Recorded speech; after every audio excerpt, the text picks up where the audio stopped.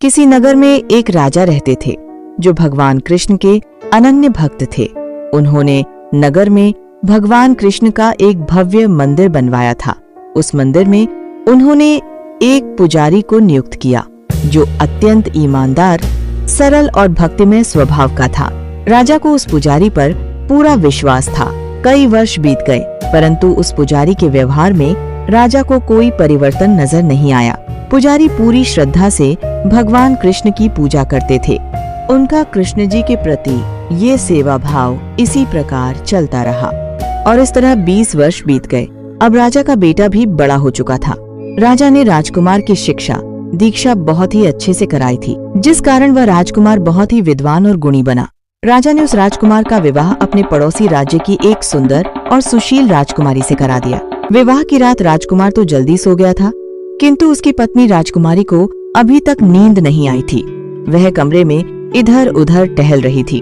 तभी कुछ समय बाद अचानक राजकुमारी की नजर सोए हुए राजकुमार की तलवार पर पड़ी। तलवार बहुत ही अद्भुत, रत्न जड़ित और आकर्षक थी। तलवार इतनी सुंदर थी कि वो खुद को उसे उठाने से रोक ही नहीं पाई। उसने तलवार उठाई और धीरे से म्यान से बाहर निकाली, लेकिन जैसे ही उसने तलवार देखी वो घबरा गई। घबराहट में उसके हाथ कांप गए और तलवार उसके हाथ से छूटकर सीधे सोए हुए राजकुमार की गर्दन पर गिर पड़ी। एक ही पल में सब खत्म हो गया। राजकुमार की मृत्यु हो गई। राजकुमार की मृत्यु से उस राजकुमारी को बहुत दुख हुआ। उसने ईश्वर से प्रार्थना की कि प्रभु, आप तो सब कुछ जानते हैं। मैंने अपने पति को नहीं मारा है, ये तो मुझसे अनजाने में हुआ है। लेकिन अगर मैं किसी को भी ये सच्चाई बताऊंगी तो कोई मेरी बात का विश्वास नहीं करेगा।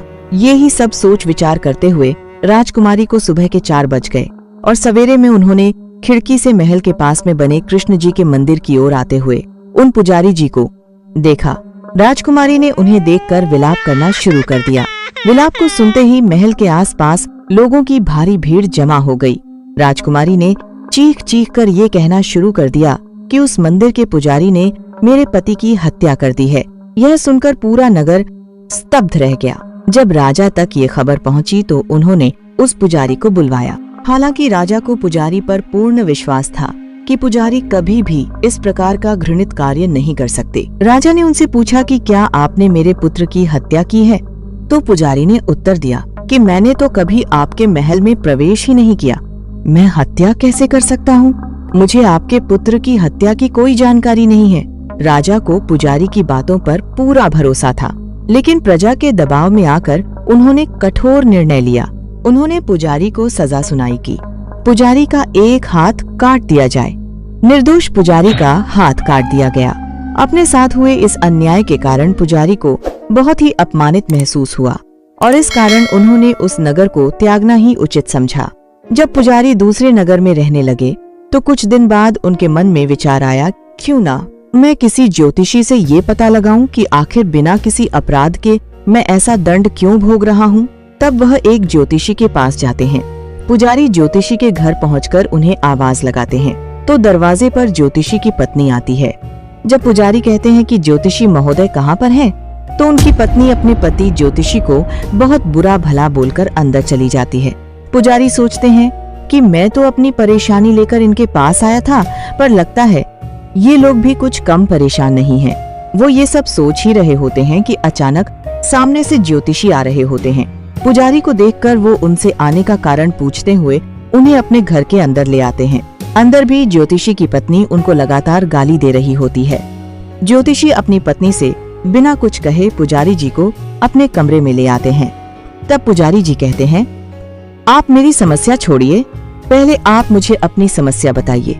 मैं जब से यहाँ आया हूँ आपकी पत्नी आपको लगातार बुरा भला बोल रही हैं और आप उनसे एक शब्द भी कुछ नहीं कह रहे। इसका कारण क्या है? तब ज्योतिषी उन्हें बताता है कि दरअसल मैं अपने पुनर्जन्म में एक कौवा था और मेरी पत्नी अपने पुनर्जन्म में एक गधी थी। एक बार जंगल में जब मैं एक पेड़ पर बैठा हुआ था तो मैंने देखा एक गधी वहाँ पर घास चर रही थी। उस गधी की पीठ पर एक फोड़ा निकल रहा था। मैंने उसकी पीठ पर बैठकर उसका फोड़ा अपनी चोंच से कुरेदना शुरू कर दिया। मुझे ऐसा करने में बहुत मजा आ रहा था, पर उस गधी को बहुत ही तकलीफ हो रही थी। उस दिन किसी तरह वह गधी मुझसे बचकर निकल गई, पर कुछ दिन बाद वो मुझे गंगा जी के किनारे फिर से बैठी हुई मिली और यहाँ पर भी मैंने उसके घाव को पुनः कुरेदना शुरू कर दिया। वो बेचारी दर्द से तड़प रही थी और मुझे मजा आ रहा था, पर चोंच मारते मारते मेरी चोंच उसकी हड्डी में जा अटकी। अब मैं खुद भी उससे अपने आप को अलग नहीं कर पा रहा था। उसने सोचा कि मैं ऐसे तो उड़ूंगा नहीं, शायद पानी के भय से ही उसकी पीठ पर से उड़ जाऊं। ये सोचते हुए वो गंगा जी के अंदर उतर गई, पर मैं तो फंस चुका था। भला उड़ किस प्रकार सकता था। और तभी एक तेजी से आती हुई लहर हमें बहा ले गई और हम दोनों की गंगा जी में डूबने से मृत्यु हो गई। क्योंकि हमारी मृत्यु गंगा जी में हुई थी, इस कारण मैं एक विद्वान ज्योतिषी बना और वह गधी मेरी पत्नी और एक ब्राह्मणी के रूप में जन्मी। ज्योतिषी ने पुजारी से कहा कि अपने पुनर्जन्म में किए गए उस अपराध के कारण ही मुझे अपनी पत्नी से ऐसे अपशब्द सुनने को मिल रहे हैं। ये मेरे ही किए हुए कर्म हैं और इसलिए मैं अपनी पत्नी से ये अपशब्द उसकी अंतिम सांस तक सुनूंगा, और यदि मैंने ऐसा नहीं किया तो मेरे प्रारब्ध नहीं कटेंगे और ये फिर अगले जन्म में मुझे काटने पड़ेंगे। अब पुजारी उनकी पुनर्जन्म की कथा सुनने के बाद अपनी समस्या ज्योतिषी को बताता है कि आखिर उसे क्यों ऐसी सजा भुगतनी पड़ रही है जिसमें उसकी कोई गलती नहीं थी। तब ज्योतिषी पुजारी को बताते हैं कि असल में पुजारी अपने पुनर्जन्म में एक तपस्वी थे और जो राजा का पुत्र था, अर्थात जो राजकुमार था, वो अपने पुनर्जन्म में एक कसाई था, और जो उस राजकुमार की पत्नी थी, अर्थात जो राजकुमारी थी, वह एक गाय थी।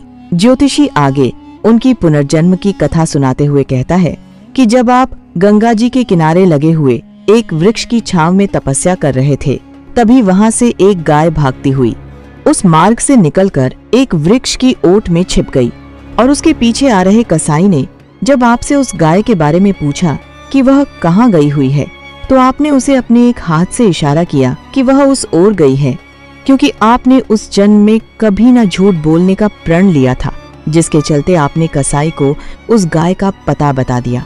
कसाई को आपकी बताई हुई दिशा से वह गाय तो मिल गई, परंतु जैसे ही वह उसे काटने वाला था कि अचानक उसी स्थान पर एक शेर ने आकर कसाई और गाय दोनों को खा लिया। चूँकि ये सब गंगा जी के घाट पर घटित हुआ था, तो इस वजह से कसाई और गाय दोनों की हड्डियां सीधे गंगा जी में ही जा गिरी थी, और गंगा जी में गिरने के कारण ही उस कसाई ने राजा के यहाँ पुत्र के रूप में जन्म लिया, और गाय ने उससे और आपसे अपनी मृत्यु का कर्ज चुकाने के लिए एक राजकुमारी के रूप में जन्म लिया।